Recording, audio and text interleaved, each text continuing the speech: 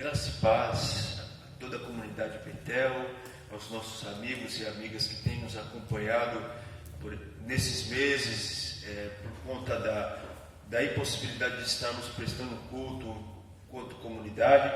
Eu convido você a abrir a tua Bíblia nesta tarde, início de noite, na primeira carta de São Pedro, no capítulo 1.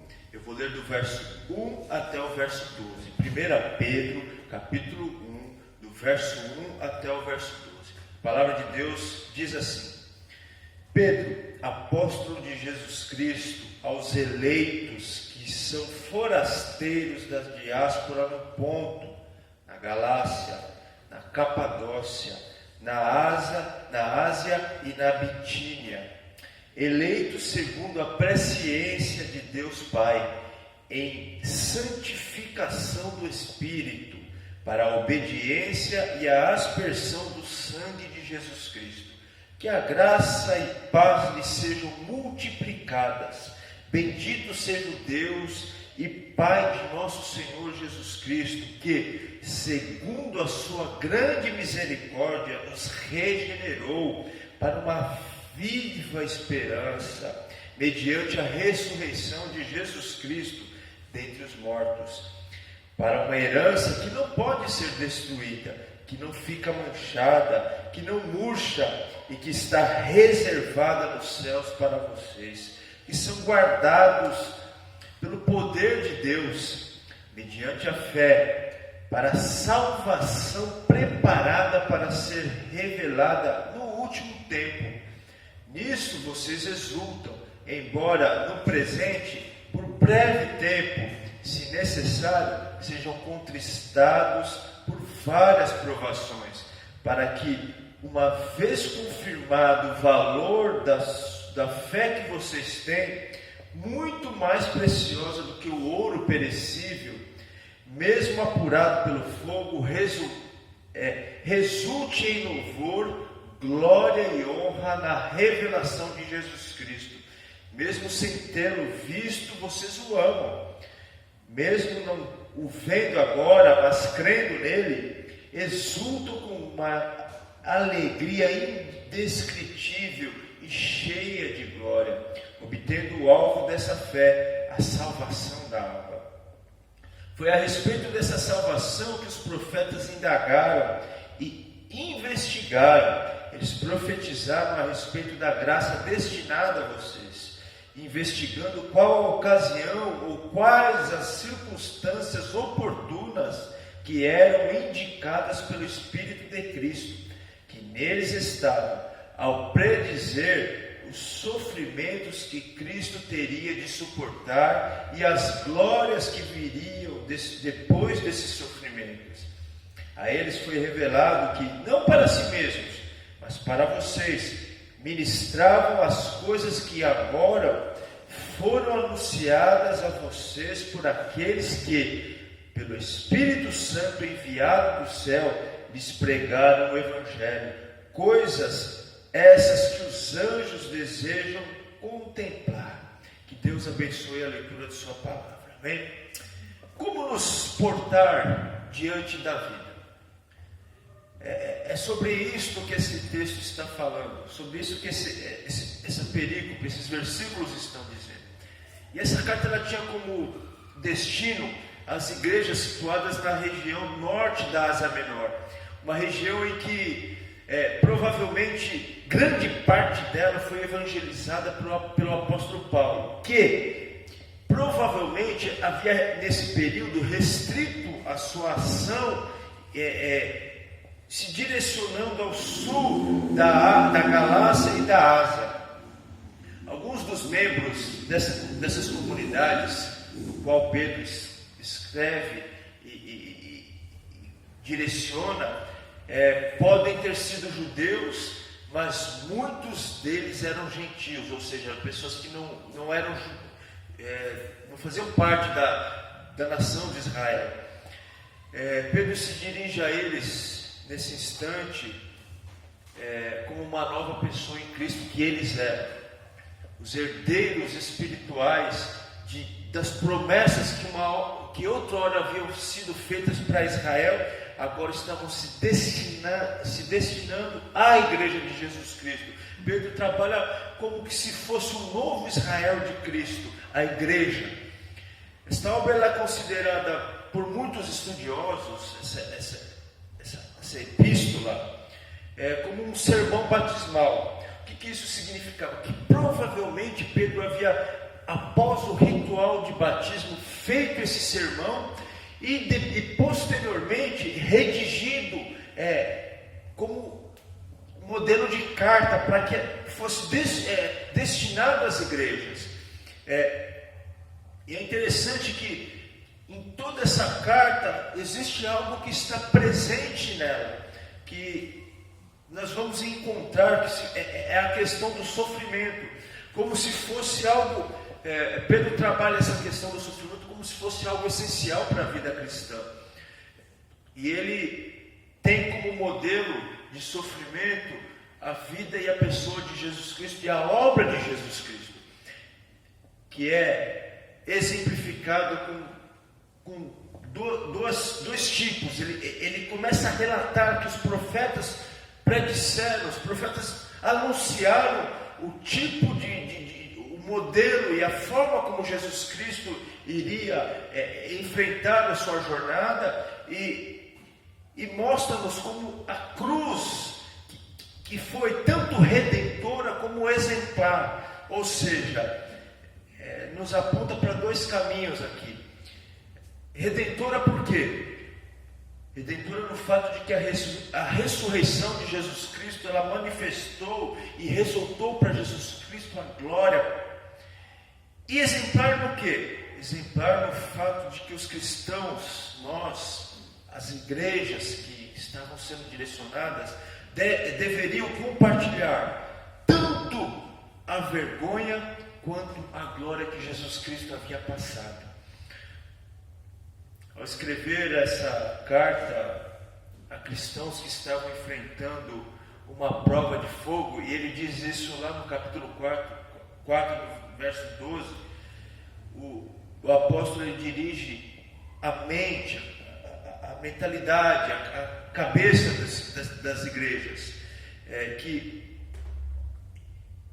existia um propósito de Deus dentro de tudo que estava acontecendo, e que a grande questão é que a obra de Cristo historicamente estava concluída, e nisso os cristãos deveriam se apoiar e se consolar e se confortar.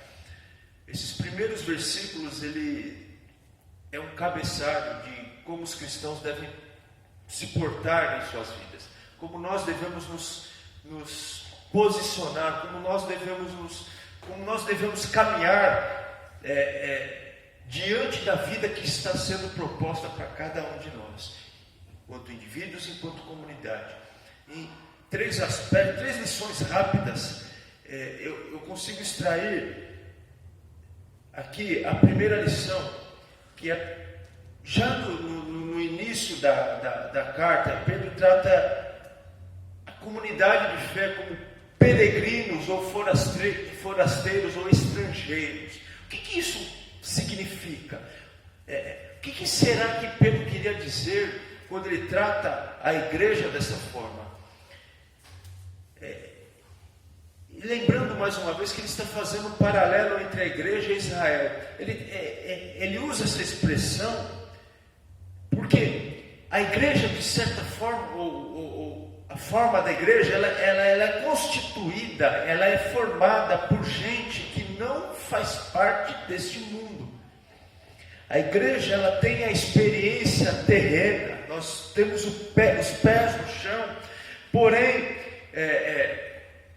mesmo sendo pessoas que têm essa consciência, nós devemos ter uma consciência um pouco maior, que não pertencermos a esse sistema que existe, no sentido de ser ele o final da nossa história. Ele trata a igreja e cada um de nós, mesmo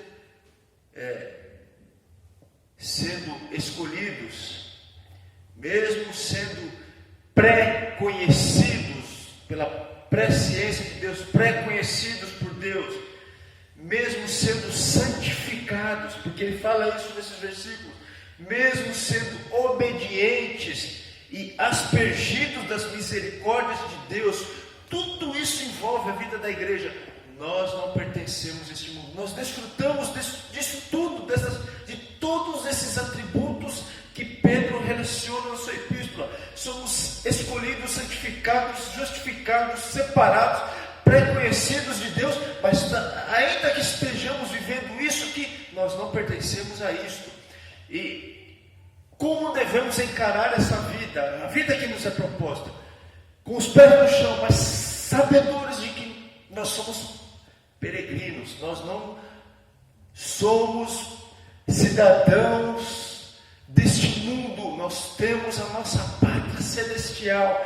Esta é a forma como nós devemos encarar essa vida, com esperança, com alegria, com vigor e com fé de que algo melhor está guardado por nós. Isso não nos tira a responsabilidade de mudarmos os contextos no qual estamos inseridos como igreja, mas sabedores de que aqui não é o nosso final, aqui é um caminho, aqui é o trajeto para chegarmos aonde devemos chegar. A igreja, ela é como a dispersão judaica, e Pedro fala disso porque os judeus nesse período estavam dispersos, havia saído de Jerusalém, eles estavam espalhados pelo mundo. A igreja de Jesus está espalhada pelo mundo, aonde existem pessoas que confessam o nome de Jesus como Senhor e Salvador, aonde existem pessoas que depositam a sua vida aos pés da cruz, aos pés de Jesus, ali está a igreja do Senhor, espalhada desde aqui das Américas até os confins da terra, na Oceania, na África, na Ásia, no Oriente Médio, na América, na Europa. Existe a igreja de Jesus Cristo, desfrutando todos nós da bênção divina. A segunda lição, o segundo aspecto de como nós devemos encarar essa vida primeiro é como peregrinos e forasteiros. Nós estamos aqui, mas nós não pertencemos. Segunda maneira é de que como nós devemos encarar como novos indivíduos. A saudação do verso 2 que nós lemos: graça e paz lhes sejam multiplicadas. Pedro, ele agrega a combinação de uma salva da graça, que é grega, palavra grega, com a paz hebraica, reflete a natureza mista da igreja. Essa comunidade, ela é formada, minha gente, meus irmãos, minhas irmãs, em um novo homem, uma nova mulher, um novo ser, por meio de um processo comparado ao novo nascimento. E por mais, e eles estavam falando de um contexto de perseguição aqui, por mais forte que fosse o alcance do perseguidor, por mais forte que fosse o alcance do braço de Roma, do Império Romano, dos imperadores violentos que perseguiam o cristão, por maior que seja, que fosse Roma naquele período, eles não conseguiriam impedir a manifestação da ressurreição de Jesus Cristo na vida dos crentes, que produzia na vida e produz na vida de cada um de nós a nova experiência com o Senhor, uma vida ligada a Deus. Por meio disso, os crentes, eles eram conduzidos, assim como o povo da antiga aliança, assim como o povo de Israel, a uma herança, mas uma herança que ela não é terrena, uma herança que não é material, uma herança que não é perecível, mas uma herança celestial.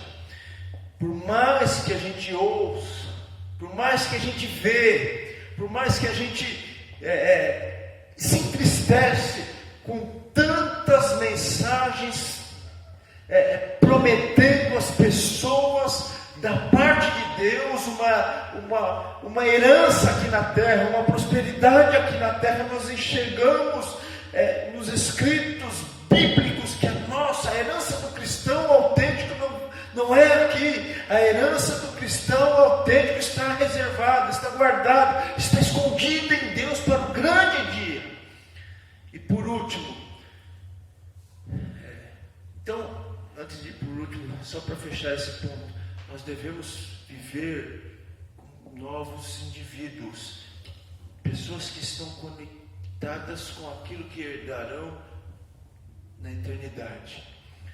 Porque se nós pensarmos em vivermos para conquistarmos as coisas tão simplesmente aqui na terra, nós somos pessoas, parafraseando o apóstolo Paulo, mais que miseráveis.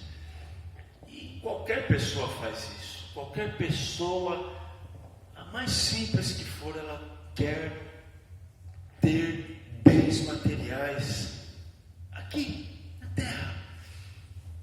Nós não podemos viver como essas pessoas, porque nós não, nesse aspecto nós passamos por uma nova natureza, experimentamos a Jesus Cristo. Nossa cabeça tem que ser formada a partir daquilo que o Senhor nos ensina. E por último, qual é o modelo, como nós devemos nos portar diante da vida como observadores. Pedro termina esse perícope falando sobre o desígnio de Deus. Ele fala sobre esse desígnio, como ele faz o paralelo como os sofrimentos de Jesus Cristo que acontecem e que são e que tem como consequência a glória de Jesus Cristo.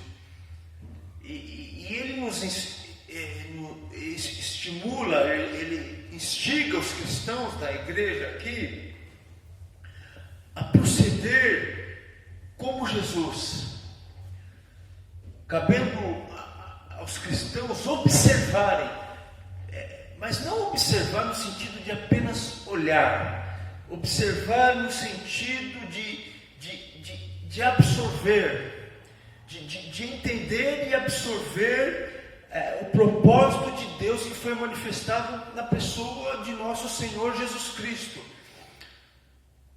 Ver, compreender, observar, e as nossas vidas, elas e no curso dos nossos caminhos serem protagonistas, serem